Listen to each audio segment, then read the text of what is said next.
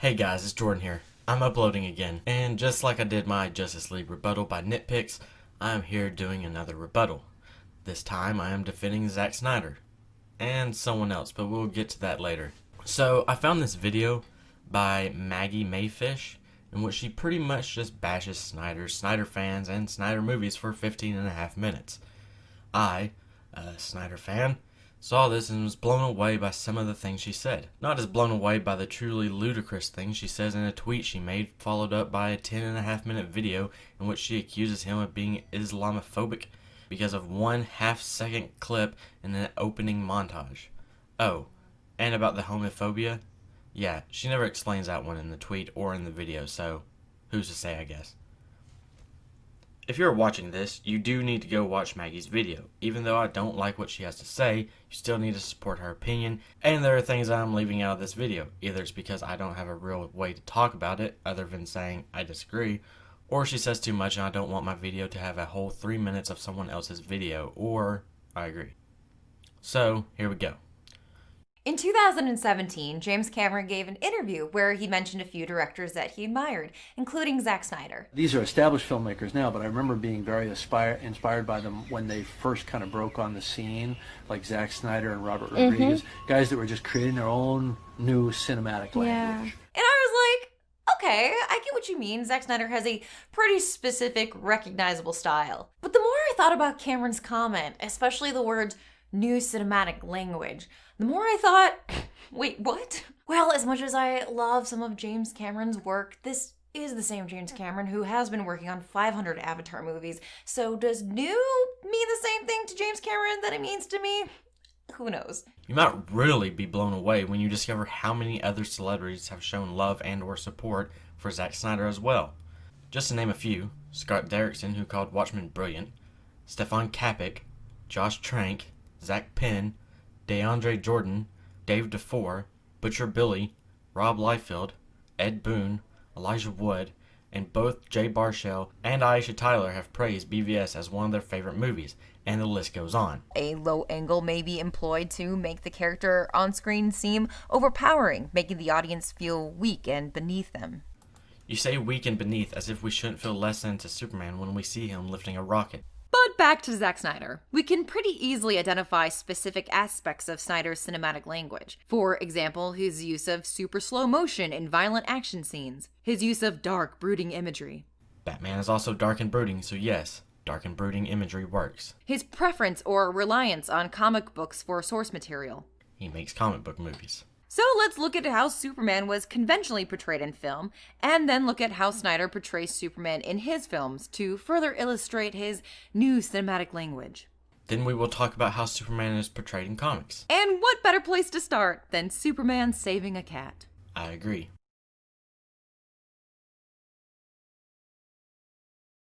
So let's see how the 1978 Superman, starring Christopher Reeve, directed by Richard Donner, explores Superman as a symbol by having him save a cat. This scene starts with a little girl clapping at her cat and demanding that the cat obey right this second by coming down from the tree.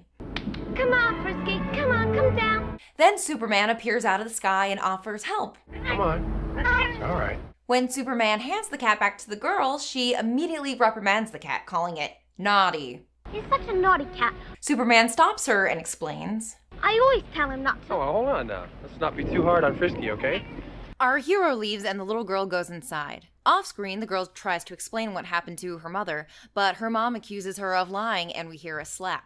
This man swooped out of the sky and gave him to me. Haven't I told you to stop telling lies?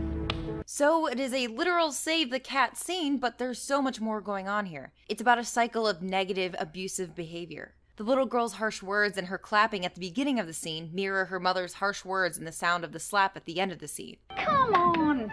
Stop telling lies. If you're familiar with screenwriting, there's a good chance you've heard of Blake Snyder's highly influential book, Save the Cat. The title of the book refers to the generally accepted idea that if you show the main character metaphorically saving a cat in their first scene, then the audience will immediately like that character. Immediate good guy coding. This is an example of a writer creating meaning by taking a fictional character and having them do something that is generally accepted as good in the real world. In this case, helping a helpless animal. It establishes a baseline understanding of the character's morality, their priorities, and their willingness to do things for others. Saving the cat is not what matters in a story. What matters is what saving the cat means in the context of that story. Having your character save the cat is just one type of coding, just as, say, the iconography of Superman is a type of coding. We associate Superman with inherent goodness. Our assumptions form a kind of shorthand, an abbreviated language that lets a filmmaker quickly move the action forward because they had a sense of what we, the audience, already know about the character. Simply putting Superman in your movie isn't what matters. It's what Superman as a symbol comes to mean in the context of the story that matters. So what if a director took that character, conscious of all our assumptions about the character, conscious of the fact that we associate Superman with literally saving the cat, and then what if that director had Superman do something a little different? Yes, he killed Zod. What did you want him to do in that scene? What did you want him to do with Zod even if that scene wasn't written that way? Snyder doesn't give his Superman a literal save the cat moment, but we do get a few other scenes of him helping people, which give us an idea of his character. For these scenes, I'm focusing on the moments which were intended to build character rather than plot. In Man of Steel, that means the scene where he saves oil workers from a burning rig. In Batman v Superman, it's the montage where he saves a woman from a burning building, drags a ship across some ice, catches a rocket that exploded, and comes down from the sky to help a family in a flood. I'm not getting into Justice League because.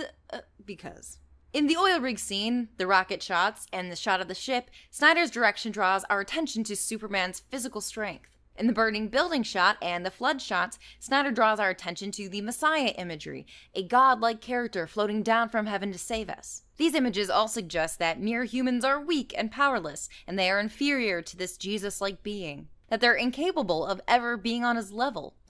What about the scenes in Man of Steel where he stands up for the waitress or saves Lois Lane? You complain that scenes of him doing good show us as inferior or that he is treated like a god, but you leave out scenes such as him saving the school bus, which left him feeling like an outcast. It's the polar opposite of the 1978 scene, where Superman clearly saw this little girl as his equal. You talk about Superman treating people as equal. What about all the people Superman interviewed in BVS? Or the guy who was a sex trafficker that he stands up for against Batman? More frames are spent showing us how awesome Superman's abs are, how powerful his legs are, and how massive his arms are than there are frames of him actually interacting with everyday people. What about the scene where he talks to the paramedic after the bombing? Or when he goes to court? Superman shows little emotion or concern when saving lives, but he does show emotion when questioned by someone on TV. As the montage ends with a bleeding heart politician questioning Superman's authority to act, I'm not saying he shouldn't act. I'm saying he shouldn't act unilaterally. we get a shot of Clark shaking his head as if to say, "Nobody appreciates me." Superman is still human. He feels like no matter what he does, he is criticized. He saves kids on a bus and makes a friend, but also gets lectured by his father. He saves the world and has true supporters while also being called problematic. So, did the people he saved not thank him? Or is he literally just bummed about what people think of him? Half the population seems to rely on Superman while the others hate him. Put yourself into that position. Would you not feel frustrated? Snyder's Superman doesn't seem interested in empathy or human connection at all. In fact, he seems oblivious to human connection. When the crowd lays their hands on him the way people lay their hands on a religious leader, Superman doesn't even look them in their eyes. He doesn't seem interested in the lives of average people. What? You just save people and then are being praised as a god, and you wouldn't also be staying there confused and uncomfortable?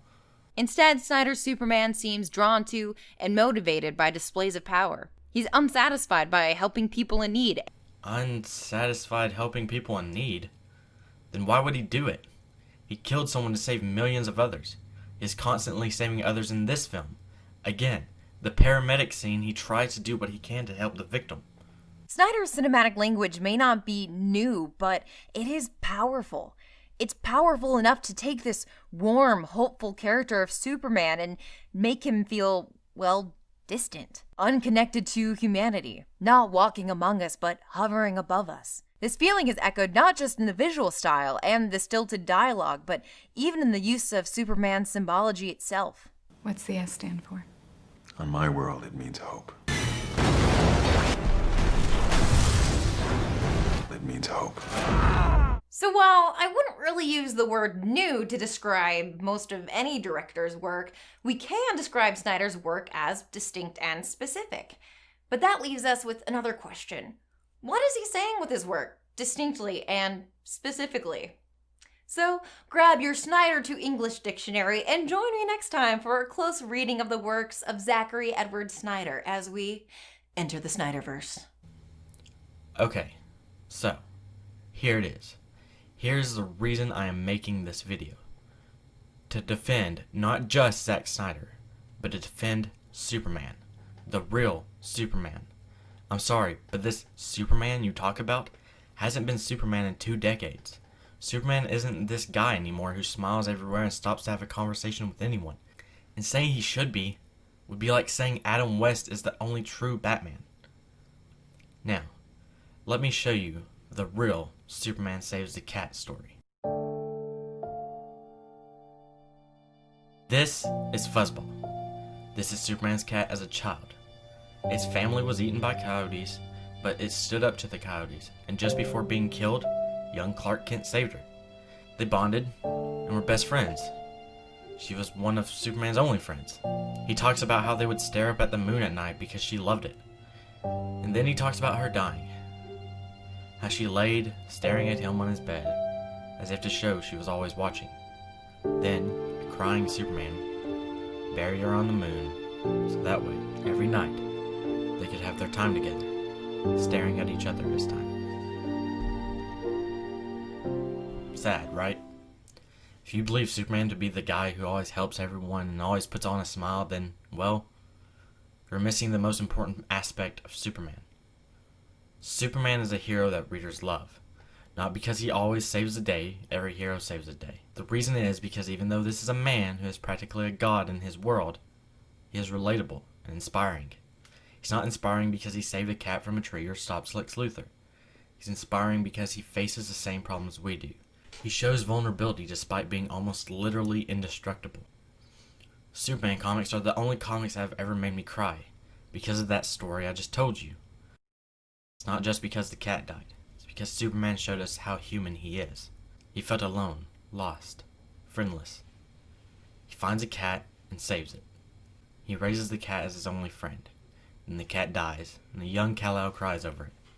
And then adult Kal-El remembers it so well that he is telling it to his friend.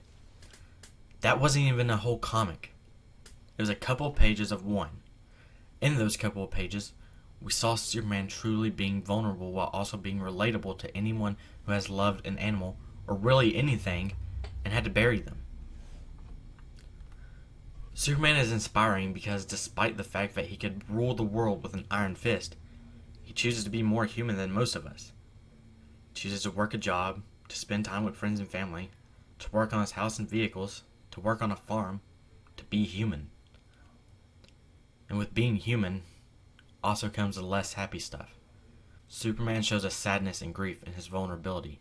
If you don't like Superman seeming vulnerable or lost, then you don't truly like Superman. Zack likes Superman. He shows us a true face of Superman. Not a superhero, not a god, but a man. A man who, even though he is rejected by the world, still chooses to save it. A man who feels lost, and like maybe he is a bigger burden to the world than a savior. A man who has weakness. A human. I hope some of you see my point. I hope most of you see my point. Superman isn't this guy that should always be happy. It defeats the purpose of Superman. It makes him no longer feel relatable. Just like the old Batman cartoons. Super Friends. When you make a character who always seems happy and funny and excited, you lose something. You lose this sense of relatability. It feels like they don't have problems. They don't have normal human reaction to problems. Why should Clark Kent, a man raised in Kansas, feel so different than everyone else? Sure, he's an alien. Sure, he's pretty much a god. But he was raised in Kansas by humans. He should feel human. Thank you guys for watching. I hope you enjoyed. That's all I have to say.